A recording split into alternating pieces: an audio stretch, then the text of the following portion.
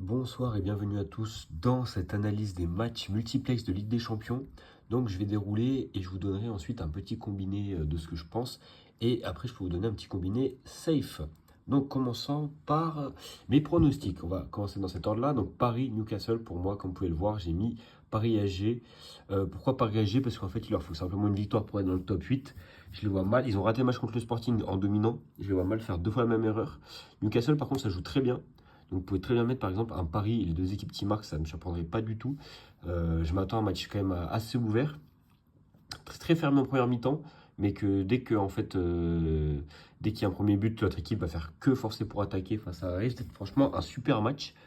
Un petit 2-1, un truc comme ça. Mais je vois quand même Paris s'en sortir en plus à domicile. Au Parc, je pense pas qu'ils vont faire n'importe quoi. Il y a pas mal de retours de blessures. Il y a Doué qui est de retour, Dembélé qui est de retour. Donc franchement, plutôt Paris favori. C'est pour ça que je les ai mis. Ensuite, Benfica, Real Madrid. Alors là, évidemment, le favori, c'est le Real Madrid. Mais pourquoi j'ai pas mis Real Madrid en sec? Parce que je me dis que Madrid est déjà qualifié. Vont-ils vraiment jouer le coup à fond? Voilà, est-ce qu'ils vont vraiment jouer le coup à fond? C'est possible, hein. Mais dans le doute, ce que j'ai fait, c'est que j'ai mis Benfica et Real Madrid, les deux équipes qui marquent, parce que Benfica est quand même sur une bonne lancée. Puis eux, ils ont vraiment besoin de gagner quoi, pour s'assurer une place après dans le top 24. Donc pour ça que j'ai mis deux équipes qui marquent, parce qu'on n'est pas à l'abri d'un petit Real Madrid ou alors d'un match de fou et 3-3, quelque chose comme ça. Donc je préfère mettre les deux équipes qui marquent. Ensuite, Barcelone, Copenhague. Alors là, bon, forcément, Barcelone ultra favori. Pourquoi j'ai pas mis Barcelone? Tout simplement parce que, en fait, la cote est trop nulle. Voilà, la cote est trop nulle. Du coup, ce que j'ai fait pour ce match-là, c'est que j'ai mis un petit buteur. J'ai mis Rafinha, évidemment, Rafinha, Mister Ligue des Champions qui ne rate jamais les rendez-vous comme ça.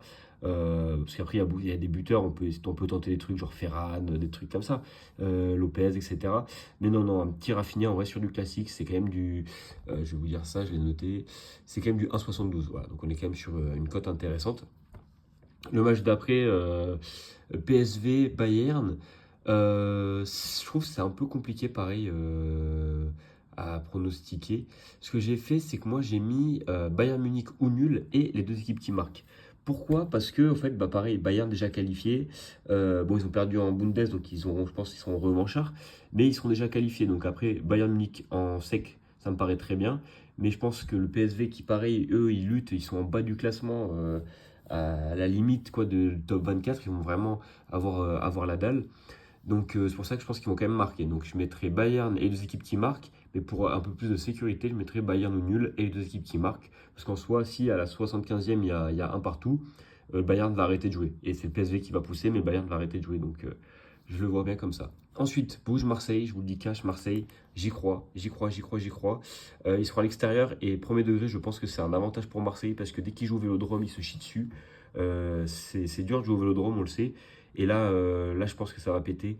Et ils ont la petite pépite d'Arsenal, là, Nouameri, j'ai plus exactement son nom. Moi j'y crois. Ah non, il est peut-être pas qualifié pour la Ligue des Champions. Peut-être pas qualifié, mais moi je pense que la dynamique est bonne. Il sort d'une belle victoire. Je vois vraiment Marseille le faire, honnêtement. Vu les déclarations du coach, etc., moi j'y crois vraiment. Juste en dessous, Monaco-Juventus. Bon, là on est caca contre caca. Mais bon, il y a quand même un caca qui est solide, un caca qui est liquide. Donc pour moi, Turin favori. Sachant qu'en plus, la Juventus gagne tout le temps contre les clubs français. Donc ça peut être Monaco, ça peut être le FC Nantes. Je ne sais plus contre qui ils ont joué.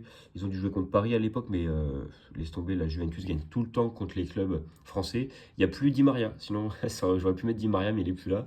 Juste après Manchester City, Galatasaray. Bon, moi j'ai mis Man City. Je voulais tenter un Haaland ou Cherki buteur, mais la cote était tellement ridicule qu'en fait c'est tout aussi bien de mettre juste Manchester City. Sachant qu'en plus ils se sont fait battre à pas de couture par Bodo Glimt. Donc là ils vont aller la chercher. En plus, moi je m'en fais pas du tout pour Manchester City. Juste en dessous, on a quoi? On a Atlético Bodo Glimt. Alors là, c'est un match un peu spécial. Je vais regarder ce que j'ai mis. Où est-ce que c'est? Ah oui. Honnêtement, je sais pas. Je sais pas si Atlético vont le faire. La cote est trop faible en fait pour mettre l'Atlético en sec.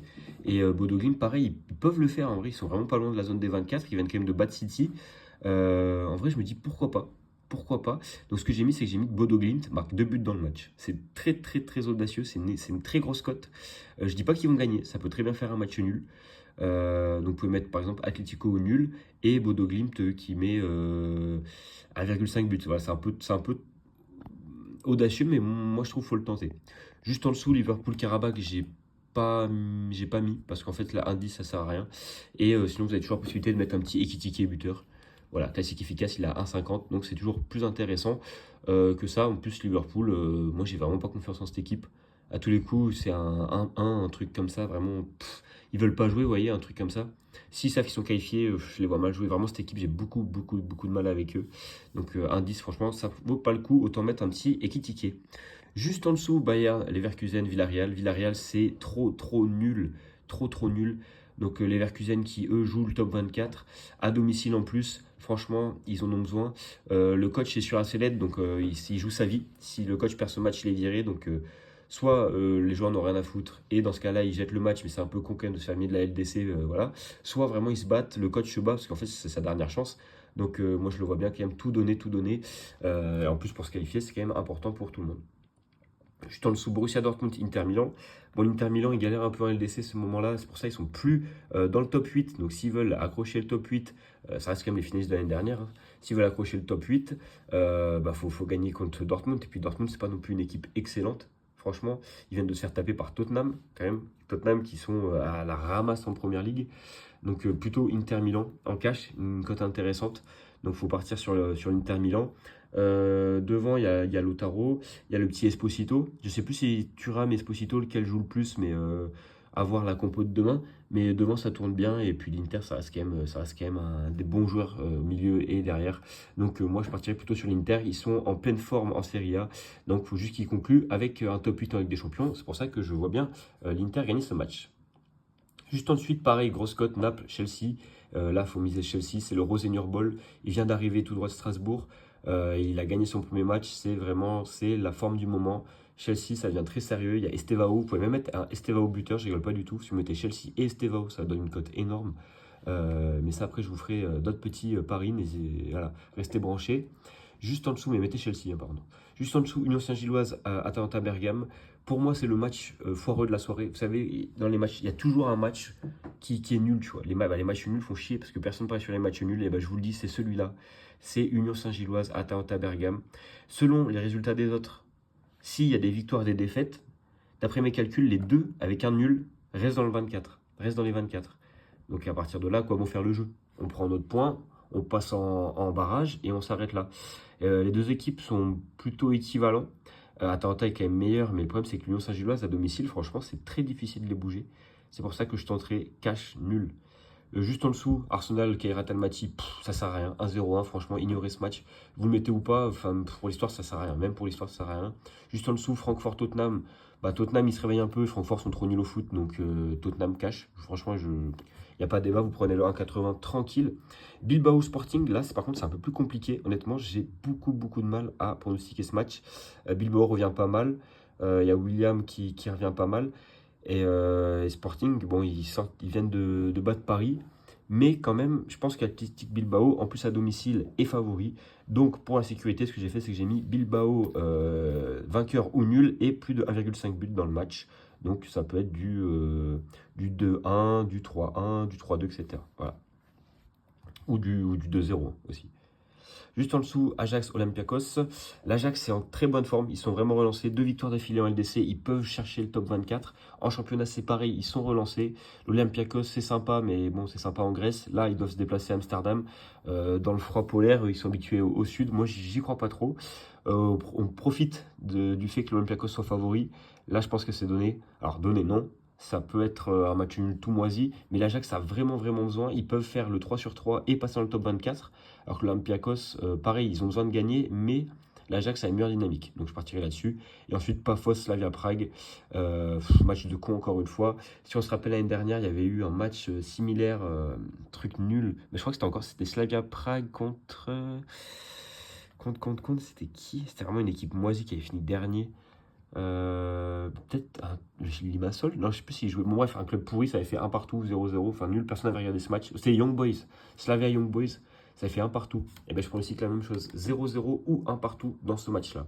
Donc pour résumer, voici ce qu'il faut faire. Paris SG, Benfica, Madrid, les deux équipes qui marquent. Rafinha, buteur pour le FC Barcelone. Bayern Munich ou nul face au PSV, les deux équipes qui marquent. Marseille va s'imposer à Bruges. La Juve va battre Monaco, qui est trop nul. City, bien sûr, s'impose contre Galatasaray. Vous pouvez rajouter Haaland ou Cherki buteur, c'est que du bonus et ça passera. Madrid, Bodo Glimt qui marque 2 buts dans le match. Donc vous pouvez tenter quelque chose, hein, mais moi je pense que c'est ça. Leverkusen va battre Villarreal. Chelsea avec le Rose Bowl va battre Naples. L'Inter va battre Dortmund, je vous le dis cash. Union Saint-Gilloise, Atalanta Bergame, c'est le match piège, c'est le match nul. Pafos Slavia, c'est du match nul, mais c'est 1-1 ou 0-0 parce qu'ils sont trop nuls pour en mettre plus. L'Ajax va s'imposer face à l'Olympiakos et peut aller chercher son top 24, ça serait une très belle histoire. L'Athletic Bilbao fait victoire ou match nul contre le Sporting et il y a plus de 2 buts dans le match. Et enfin, Tottenham bat Francfort, une bonne cote à 100 000. Voilà pour tout le pronostic. Hop là, changement d'application pour le pari safe, entre guillemets. Vous mettez Benfica Real Madrid, deux équipes qui marquent. Athletic Madrid, Bodo Glimt qui marque au moins un but dans le match. Marseille qui va aller la chercher face à Bruges, j'y crois vraiment. City, évidemment, c'est donné. Dortmund, Inter Milan, vous mettez nul ou Milan. Voilà, c'est tranquille, ça devrait passer. Pareil pour Paris. Paris qui devrait s'imposer face à Newcastle. La Juventus qui tape le pire Monaco de l'histoire. Chelsea, ultra favori pour moi contre Naples. Donc ça vous fait quand même une petite cote à 59. Et pour le coup, elle est quand même assez safe, honnêtement. Il n'y a pas énormément de risques. Sur un facteur de risque de 1 à 10, vous êtes à 4 de risque. Ça reste quand même un gros combi. Mais franchement, vous risquez pas grand chose. Et enfin, les gars, je finis avec les petits buteurs que vous pouvez mettre. Donc, ça, c'est pas un combi, c'est juste pour vous montrer ceux en qui j'ai confiance. Donc, dans ce match que je vois quand même, où les deux équipes qui marquent, Mbappé, c'est la fin du moment, obligé de le lister là-dedans. Mais pour moi, Pavlidis, c'est pas mal du tout. C'est pas mal du tout. Et de toute façon, quand le Benfica marque, c'est forcément lui. Donc, s'il marque un but selon ce que j'estime, ça sera de grandes chances lui. Ou il y a Rafa Silva aussi qui est pas trop mal. Mais je verrai bien quand même ces deux joueurs. Ensuite, Rafinha, comme je vous l'ai dit, pour moi, c'est scoreur. Harry Kane, c'est trop fort, il a besoin de stat pad. Vous pouvez quand même tenter, je n'ai pas mis un petit Olysée ou un petit Luis Diaz, en vrai, les deux ailiers. Vous tentez, parce qu'en vrai, Harry Kane, souvent, ce genre de match-là, il s'efface un peu. C'est plutôt qui sur penalty, mais bon, ça reste quand même Harry Kane. Top scorer en ce moment. Haaland, il faut qu'il se relance contre une petite équipe, lui va stat pad. Cherki, je le mettrais plus en décisif plutôt que buteur quand même, mais bon, toujours intéressant à mettre. Gyökeres, pareil, Gyökeres, il faut qu'il stat pas, il pense qu'au stat, il va faire sa célébration de con contre un club qui n'existe même pas, donc Gyökeres. Et Gabriel Jesus, celui d'Arsenal, pas celui de Nazareth, parce que bah, il est en bonne forme, hein, tout simplement. Il a mis un doublé lors du dernier match de LDC. Donc pourquoi pas, voilà, Jésus. Ekitike, parce que franchement, il marche bien avec Liverpool. Et je vois bien, franchement, c'est un match où il peut vraiment peser. Estevao, pour moi, Chelsea, c'est une grosse cote. Je ne pensais pas qu'il était aussi haut. Alors, à moins qu'il y ait quelque chose que je ne sache pas. Mais pour moi, Estevao, franchement, c'est un très très bon attaquant. Donc, je le verrais bien marquer avec Chelsea. En tout cas, je ne serais pas surpris. Et ensuite, pour Atalanta, je ne savais pas lequel choisir. Soit Scamacca, soit Lookman. Ça, c'est à vous de décider. Voilà pour cette petite soirée de Ligue des Champions. J'espère que ça a été très clair pour vous. Vous avez un combi safe, on va dire. Un combi pas safe du tout, mais c'est pour le beau jeu, bien sûr qu'on va le faire. Et ensuite, une petite liste de buteurs, si vous voulez agrémenter ça sur le côté, en mettre 2-3. Et vous avez tout ce qu'il faut pour passer une bonne soirée. N'hésitez pas à vos tickets, que je puisse les regarder. Et je vous passe un salam et une très très bonne soirée de football.